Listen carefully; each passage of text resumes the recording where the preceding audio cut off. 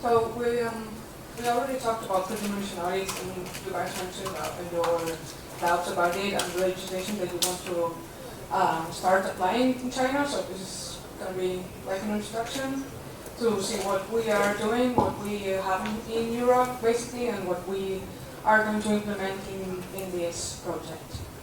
So first I'm going to talk about my institution. So Tecnalia is the largest applied research and technological development center in Spain. And it also has an office here in China. Yesterday I had the opportunity to meet my colleague from China, so you can reach out to them also. So. We've got 1,500 experts coming from different countries, 27 to be specific. And we want to transform the technological research and into different prosperity, acting, and movements to get to all the solutions that we need and all the businesses need nowadays and in the future. So, as I mentioned, we are a technological center, but we've got lab services, research and development and innovation projects, and we develop also investment opportunities. So, linking these two together, I, as a part of the construction lab services, use my knowledge and my colleagues' knowledge in this project in different ways. So, we've got two different technologies that are right now being developed in Tecnalia. The first is the digitalized predemolition audits, and the second one is the waste classification and sorted robotic arm. About the robotic arm, we have already talked a little bit, so I'm not going to go into that. So I'm going to go just direct to the predemolition audits. So what we've got nowadays about predemolition audits, we've got a lot of paperwork. Not good. We've got architectural plans and technical drawings in paper, which may not be the best in the future, or if you lose them, or they not be complete. And we've got also maintaining another relevant information that can get lost. So that's not the idea. Now, we want in the future, with our development, information of being models. It's easier to lose paper than information that is being digitalized. So we want to achieve the most effective way of reaching that information, having it available, and storing it. We want no more paper needed. Obviously, society and also my institution is going into the digitalization era. So we just want to avoid paper in the future. And we want to have automatic updates and registration of this information, as I mentioned before. So we want this in the future, but we need to focus on the basics, like theory, what we got, and how we are dealing with this. So I've been talking a lot in RECONMATIC about this guideline. You have it online if you need it or you want it, I can send it also. It's in English and we've got it also in Spanish, but I don't think it's going to be really useful in Spanish. So we've got this guideline. The aim of this guideline is to assess and have best practices and assessment of construction and demolition waste streams prior to the demolition or renovation plans. Also, it wants to facilitate and maximize the recovery of these materials. We've been talking about maximizing the use, reuse, recycling, best recycling. So this is basic. And the basis, we've got some basis on this guideline. And it's not only applicable to buildings, housing, but it's basically for infrastructures. So why do we need predemolition audit? First of all, it's not compulsory to do a predemolition audit in most of Europe, and we don't have a baseline guide. No, not a guide, but a specific way to do it. So it's just up to the building construction company or the owner of that building to do one. So these are just some reasons why we should start thinking of making it compulsory, and if you are going to work with someone, tell him to do a predemolition audit. So we want to know what type and amount of elements and materials we've got in that building so that we know what we are dealing with. It's not the same if we are dealing with huge amount of concrete, huge amount of wood, huge amount of metals, plastics, whatever type of material. We want to know that to issue recommendation and further handling of this material. Obviously, it's not going to be the same a plastic treatment plant, a concrete treatment plant, or mixed aggregate recycling plant. Sorry. So we want to do an assessment of these viable routes for these different materials or mixed materials. Also, it's important to have in mind legislation. So we've got relevant legislation such as the requirements of environmental permits of waste to be used on site or any type of waste that may be hazardous. So if we've got we are dealing with hazardous materials, we have to work in a certain way. You need some type of security, health assessment. So we have to think about this and have this in mind. So you see in this diagram the role of the waste audit actors and the waste management process. So you see here the building owner, we've got the auditor and the contractor. We also have these arrows that might more or less map the route of what a predemolition audit is. And we've got, for example, well, we are talking about the waste audit, we need a permit. If we want to know, we really need to know if it's demolition or renovation. We've got on-site management. This needs to be studied prior to going on-site. The final inspection, that would be on-site.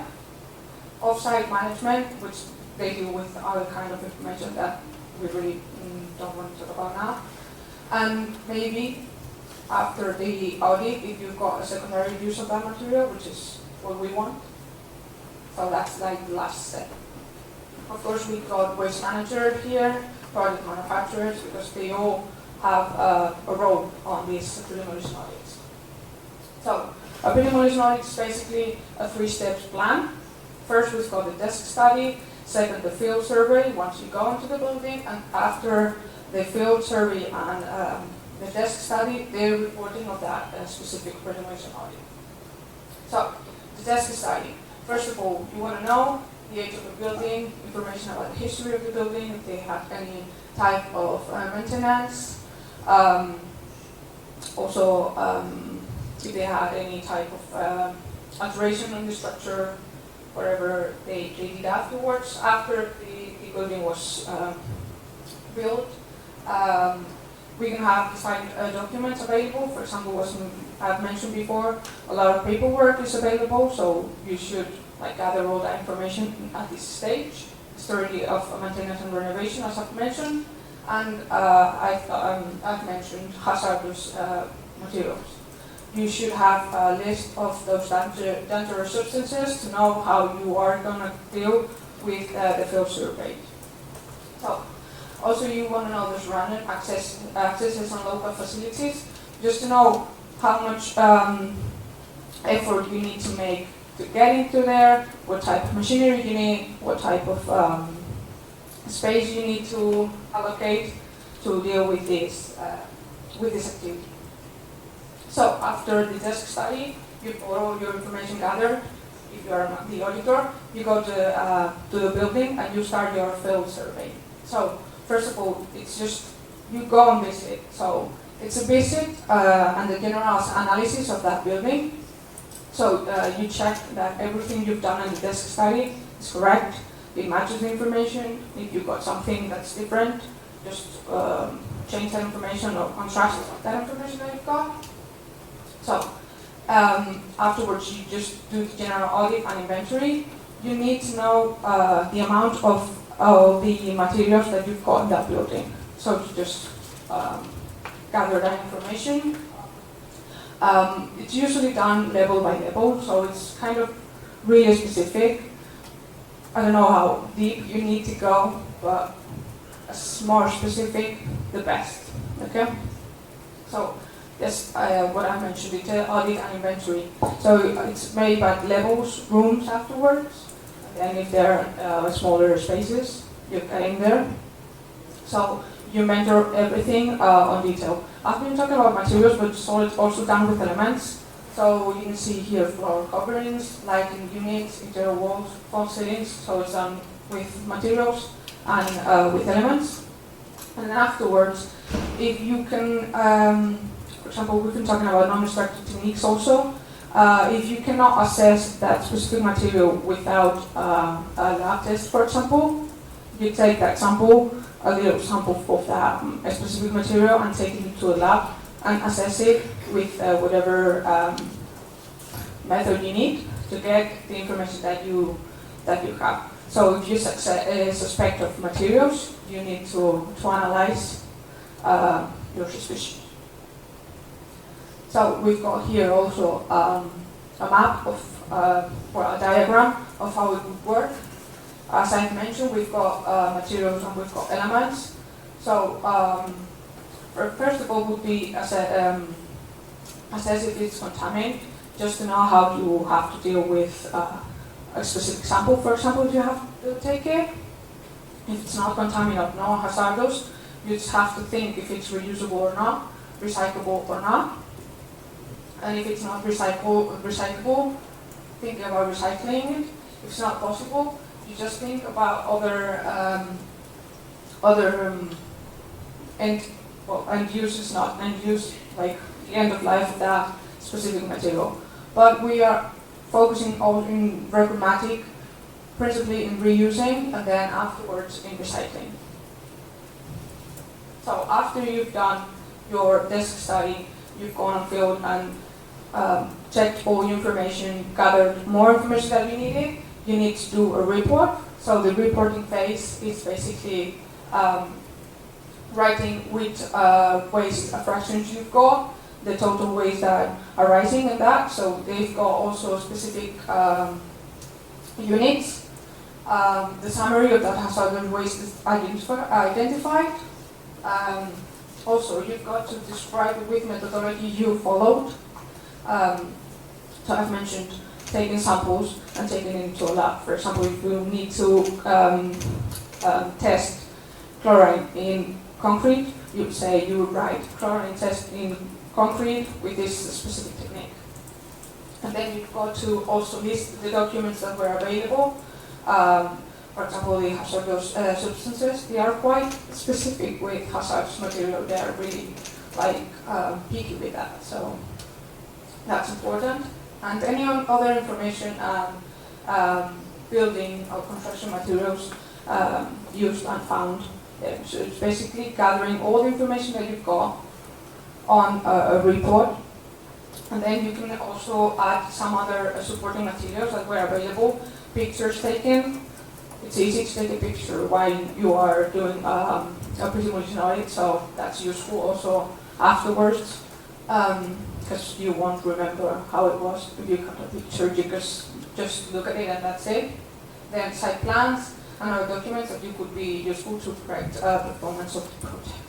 So we want to match theory, what we have been talking about, with digitalization. I'm not going to go into deep with how we are doing it with the digitalization of this, because I wanted to make sure that we talked about the theory, what we have to do. Because afterwards, taking it and digitalization it's easier, but if we don't have the knowledge, basic knowledge, we cannot digitalize anything. So we just have to match everything together to digitalize. And also, we wanted to know what's like in China. You mentioned that it's not really a thing today, and that you want to start working on it. So that's a good point. Like if we can have further discussion later, that would be great. And that's it for my side.